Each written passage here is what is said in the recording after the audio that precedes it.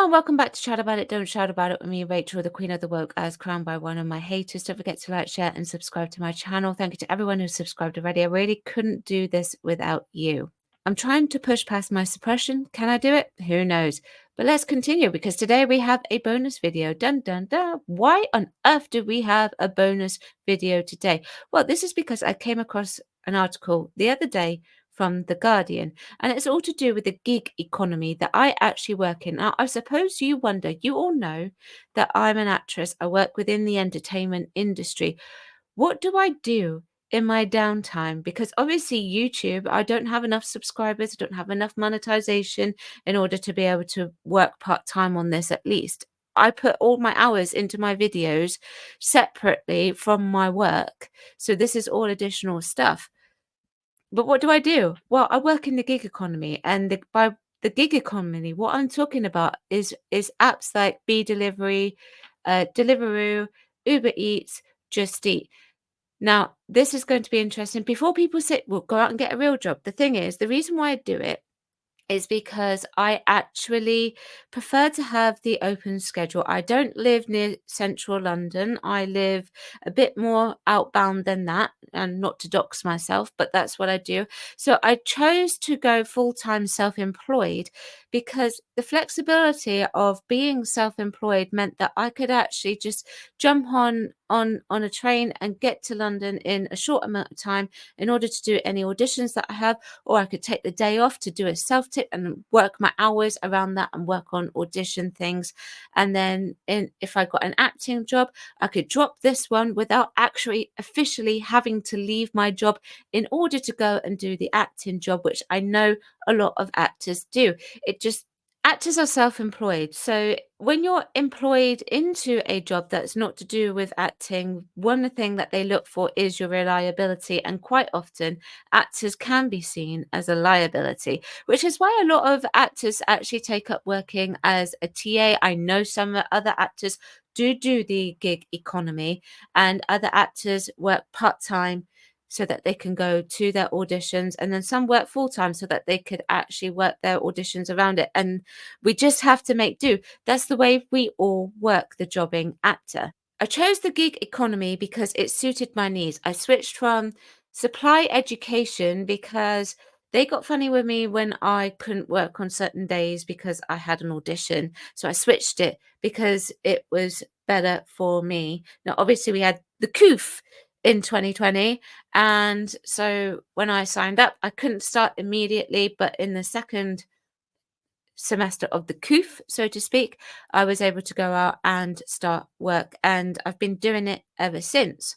You may or may not have seen this year that the riders across all of the apps went on a ginormous strike, and that is because the pay is not good. Now, when I go away at the end of October on my holiday, I will be releasing some stuff on the gig economy because I actually think it's very interesting to explore. I've actually gone out into my area where I am, and I've actually filmed myself doing the job. But then the other day I came across this article in The Guardian, and I found it really interesting.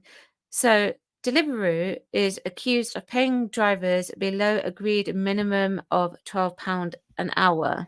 So Deliveroo and Uber are both partners with the GMB, and they are obviously GMB are seeking to increase our wages, which is great. Now, everything that I will say in this video is not to actually undermine these companies because in general, overall, I actually really enjoy working for them.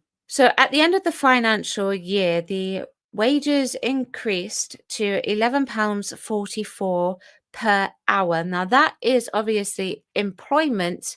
Riders for any of these gig economies are actually considered subcontractors.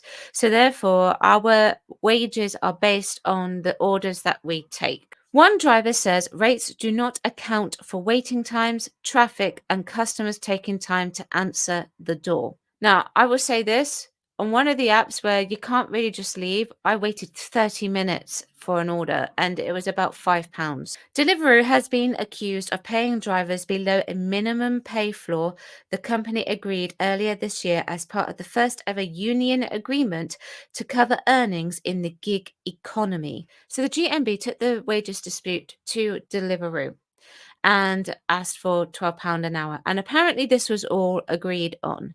However, if they're basing it off of 4 orders per hour with the base fee, then I can tell you that that does not happen. If you were to do it on Uber, on the other hand, that would happen. But the volume of the orders have gone down on all of these apps across board. So our wages significantly decrease. Now, obviously, we do not want to put these companies out of business. But at the same time, for a lot of riders, this is our only job.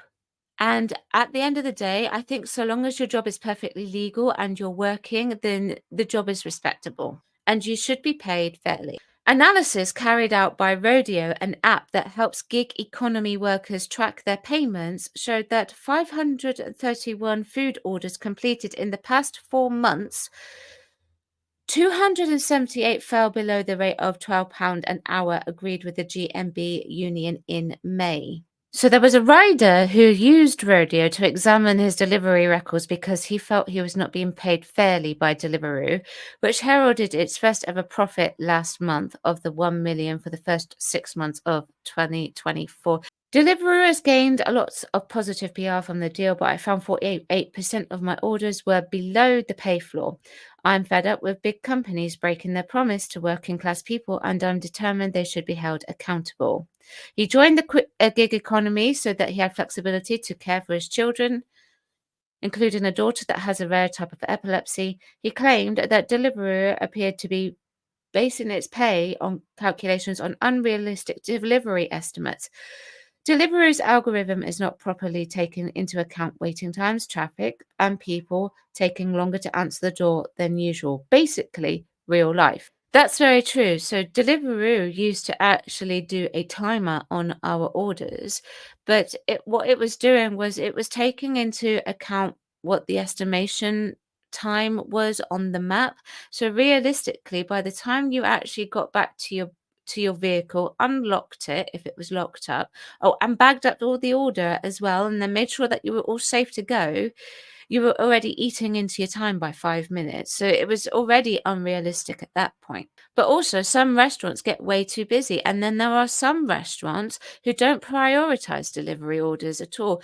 Most restaurants, though, do actually work it on a system where, as the order comes in, it goes up onto the thing, and they just keep putting it through as if it were, they were cooking for someone who was within the restaurant, but getting it ready for the rider instead, which is really what it should be. But if the restaurant is really busy, realistically, that is not possible. And also, if you drive a car, you have traffic lights that you need to stop at. Bicycles obviously should be stopping at traffic lights too. I stop at all the traffic lights, which obviously adds to my time. There are roadworks, and my area is notorious for roadworks at the moment. It has some of the worst road infrastructure I've ever seen. The app recently sent him to pick up groceries from a supermarket 17 minutes before the order was ready to collect. I've had that situation as well. And I've also had a situation where the orders have been far too heavy, so we ring for a second rider.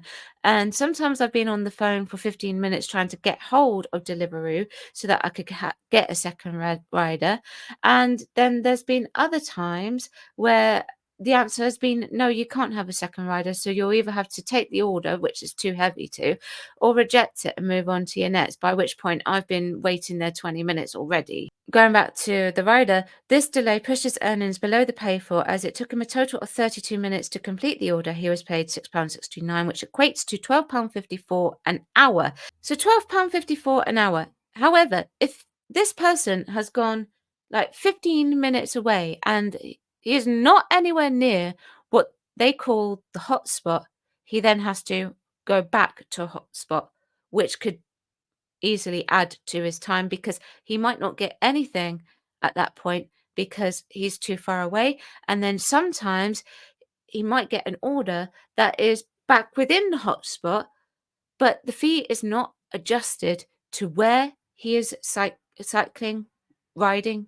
wherever from. I've seen orders where I've been 3 miles away from the collection point come in for the base fee for the order. This is below the pay for car drivers, which is £12 plus vehicle expenses of £4.27 an hour. Now, from what I could establish, the GMB says that the £12 is for everyone. So he also says most worrying is there's no way that I could hit the pay floor without driving about 60 miles per hour in a 30-mile-an-hour zone. Alfie Pierce Higgins, who co-founded Rodeo, said the analysis showed Deliveroo was failing to meet even its limited public commitments. We have looked at a small sample of Deliveroo's total deliveries and found hundreds of examples that are below the supposed pay floor. A Deliveroo spokesperson said, "We guarantee all riders earn at least £12 an hour while completing a delivery, and the majority earn far more than this." Right, okay, so I'm going to say this. I can't remember the last time I earned £12 in an hour on Deliveroo. Now, I do use multiple apps. I don't multi-app, but I have multiple apps, and the apps get switched off depending on which one that I'm using. So sometimes I'll do an order on Deliveroo and then not have anything on Deliveroo whilst I'm doing something else, so that does actually add to it. So to be fair to Deliveroo in that regards. However, I have done it where there's been 4 orders in an hour and none of them have actually met £12. The firm added it was committed to providing flexible work that's true, attractive earnings, and protections such as sickness cover, insurance, and training opportunities. I can confirm they do sickness cover, they do insurance, and they have the training opportunities. The earnings when I first started this job were very attractive. I could do 10 orders and get around £40 to £45 for those 10 orders. Now I'm just getting around 30 to 35. Now, I know you might say, don't knock it, you're getting paid. Well, it's better than nothing. I do agree. But it would be nice if it could go back up to what it was before. So Deliveroo entered into a voluntary agreement. And I actually think this is the key words here, voluntary agreement, with GMB in 2022 amid legal challenges in the Supreme Court to its employment model and strikes led by the Grassroots Independent Workers Union of Great Britain. The IWGB criticised the deal as a cynical PR move at the time, but Deliveroo's founder and CEO Will Shute insisted it would give riders guaranteed earnings. Deliveroo first promised riders it would earn at least a national minimum wage in May 2022 when it was £9.50 per hour for those aged over 23. That was raised to £12 an hour plus expenses during negotiations with the GMB. I obviously cannot discuss the terms of my contract. That would be illegal. But I was looking on the website, and I'll show you this in a minute, but I couldn't find anything that says what we're guaranteed unless I was looking in the wrong place. Now, in 2022, I was definitely getting the £9.50 an hour for sure, 100%. And now I'm not. Some of that is because the volume of orders have gone down, but also the fees have dropped drastically. However, drivers can still end up earning below the national minimum wage because the calculation does not factor in waits between orders. That is true. It does not. There is only one app that actually does that, although it's a bit hit and miss as to when it actually does it, but it still does it. There have been reports of riders earning as little as £2 an hour over the entire time they are logged into the app. Okay, so I'm going to say this. Riders actually have the right to reject orders on Deliveroo. So if you're waiting for too long, you've got to reject it and move on. You have to set yourself a wait time. I've done a couple of tests on Deliveroo where I waited to a bit longer, for the order to see how that would actually affect my earnings, and it affects it drastically. You need to set yourself a waiting time. There are some riders who come in, find out the order's not ready, and they go straight away. I've seen them do it. And then there are other riders who insist on waiting. And then there's me who waits maybe 5 minutes if it is a restaurant that's not normally late with their order. And then if it's a restaurant that you can't guarantee is going to be ready, I give them 3 minutes. So the Labour government have watered down plans to bring in a single status for all employees, which would give gig economy workers the same rights as employed staff. Oh, that's interesting. I actually wasn't aware of that.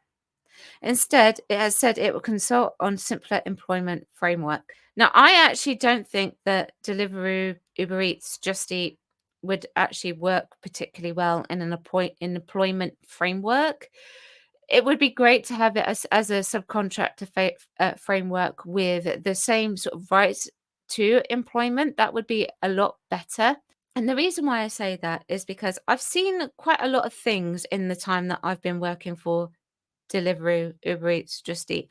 And one of these things is riders taking advantage of the system. So, for example, you see riders having like 4 phones, maybe 5 phones, and they're taking multiple orders. They're doing multi-apping, but with like 5 different numbers. I've seen that. And the restaurants don't really do much to stop it. I've seen a few restaurants say, no, we can't do that. You've got to take the one that we've just given you. I've seen that. So they would take advantage of the system. And I think if they were to ever like introduce the gig economy as an employment thing, it would have to be that they pay us per hour. Say they'll give us a set number of hours that we choose that we can work per day, say like 6 hours at £11.50 per hour, and whatever orders they give you, you have to take. Obviously, if they did that, then there wouldn't really be any issues around waiting because you're still getting paid to actually wait and do your job, actually. So, in that regards, it would be all right. But then the downside to that is that you could actually be going miles. And the Deliveroo and Just Eat and the Uber Maps have all gotten bigger and they're crazy. And I don't even know what's going on with Uber at the moment. I'm getting orders that are, to be delivered 20 miles away. I don't know what's going on. I think something's gone wrong with the app. So the GMB have said Deliveroo has reached profitability, which the hard work of tens of thousands of couriers, he said, they deserve a share of that success with fair pay and treatment. We are proud our members have delivered the first and highest minimum pay guaranteed in the sector. Reports, including from GMB members, that the pay floor is not being applied is concerning. And I have actually spoken to them about the pay floor and the fact that each individual order has a base fee, a starting point, and that has not been adjusted so that we can actually make the pay floor should we actually be able to take 4 orders per hour. So this is what the GMB posted on their website in the Deliveroo section that the members have access to. Following negotiations between Deliveroo and the GMB Deliveroo National Committee and a consultation of GMB members, we have now agreed to a new pay floor. The pay floor is a minimum guarantee for all jobs on Deliveroo. It is the hourly rate based on how long the job should take, from the point of accepting the job to delivering the item. It is made up of a pay floor added to the expense calculation for each vehicle. So, for example, a 15-minute job should pay at least 1/4 of the pay floor, plus 1/4 of the expenses for that vehicle type. It is just the minimum. Many jobs pay at a higher rate, and GMB reps are working to bring up the rate over time. The agreed rate for 2024 is below. This is a 15.2% increase on last year's pay floor. We have also secured for the first time expenses rates for bikes and e-bikes. Around 500,000 orders per week will benefit from the new pay floor. Your GMB National Committee believes that these rates are progress that you won't see on any other platform and are a strong foundation to build on. And as you can see there, I've also included the expenses for bike, which is 10p, and e-bike, which is 19p. Now, I would say that the expenses needs to be something that is written on the pay slip as a separate entity so that we can actually clearly see that we are being paid it, because the fees have dropped so drastically that it's hard to tell what is what anymore with regards to that. So if we actually take it back to this one, I said about the words voluntary agreement. So they've not actually signed anything. And there are people saying that this has not actually been shown at all. This 15.2% increase has not been shown. And I wonder if that's because of the words voluntary agreement. So the agreed rate is 15.2% increase, £12 an hour. That's not realistic because the volume of orders have gone down, so the fees have dropped. So when the riders' strike happened, I actually think something very interesting happened after that. So the fees were at a certain point, and I was actually talking with another rider, and we weren't on strike. We just carried on working because our rent it's not cheap. So we just carried on working instead. And I said to the rider, "What is the betting that the fees will go down after this?" And guess what? They did, and they've not gone back up. Not that I've noticed anyway. Like overall, I love working for Deliveroo. I love working for these companies, but is it getting to the point where I can't financially afford to do that around my acting jobs anymore? Well, I say that because acting's gone a bit weird, so I've not really done anything in the last year. But is it feasible? I'm starting to really, really question it. And we are very watered down with the amount of riders that we have. They took on so many riders. When I first started, there was not many cyclists doing this at all. And then suddenly there was a massive increase. So I had a mosey around on my rider area on the Deliveroo website. Now, obviously, I cannot link this below. This is not possible for me to link below because obviously you won't see it. But I can show you this bit. I wanted to see if there was actually something within the writing and the confinements of the delivery website. And there truly wasn't. How are fees calculated? Fees are designed to reward you for the effort you put into every delivery. This means that the deliveries that you take further and longer to complete will pay more. Now, when you go further, they do pay more. That is true. However, the significant decrease is still very noticeable, even now after after the agreed pay for increase was supposed to have happened. Our mapping system takes the available routes for every delivery into account. It considers aspects such as distance, traffic flow, diversions, and hills when calculating every fee. No, that doesn't. Where I live, where I am, is one of the most hilliest places in the UK.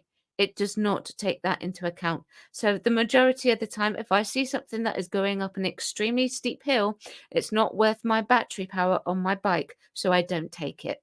This means you should always see fees that reflect the effort required for every delivery. And then it's talking about incentives. Incentives are fee boosts that are added at certain times of the day. It can be lunchtime, it can be breakfast time, dinner time. Now they changed how the incentives worked. So before they divided the maps up into like little division quarters, um, what would happen was in the area map that you actually work in, the fee boost would go on in the entire area. Now they only ever seem to go on in certain areas that aren't actually very popular to be ordered from. It's very rare nowadays that it goes on in the main area. And Deliveroo has also extended its opening hours. And what I've noticed is that those fee boosts now go on at midnight to like 3 a.m. or something like that. And most riders, there are a lot of riders that don't do those hours. So incentives are a great way to top up your earnings. They apply during our busiest times. Well, from what I've seen, that doesn't happen anymore very often. And they used to put boosts on during torrential rain. They don't really do that anymore either. And I tend to work in the rain because I need to work, because if I don't work, I don't get paid. Well, I say that they're not applied during the busiest times. I guess they are kind of, but generally in the areas that are not busy. So it says here that you will get £37.50 for 15 orders, max number of boost orders per week. Because the order boost doesn't go on for very long, and prospectively you're taking 3 to 4 orders per hour. Now, I cannot remember the last time there was a boost on every single day whilst I was working in the week on Deliveroo. It's been a long time since that's happened. So I've not made this £37.50 that they're talking about for 15 orders in a boost time during the week. So I'm not entirely sure how entirely accurate the incentive is anymore. So like I say, I'm not doing this to undermine Deliveroo or Uber or Just Eat. I love working for these apps. It's just that the pay is so bad and it's becoming so difficult to survive on this pay alone. And prospectively, when I get back off holiday, I may have to reconsider what I'm doing, which may mean that I actually have to stop my acting for quite a long time if I need to be able to make money to live. This side of my holiday, though, I'm not going to worry too much about it. But it would be nice if Deliveroo actually did increase their pay floor so that we could actually work the £12 that we're supposed to be getting per hour, apparently. Now, when I released my video in November about the gig economy, and I'm talking about all of the apps, I will break it down and probably be a bit more clear. I don't think I was very clear in this video. However, it would be nice to see their wages go up. I'm not about boycotting businesses because I don't think they should go out of business. And if they went out of business, I wouldn't have a job to go to. But I do believe in fair pay. There you go. Let me know what you think. Chat about it. Don't shout about it. Like the video if you'd like to like the video. Thank you very much for watching. I'll see you next time. Bye-bye.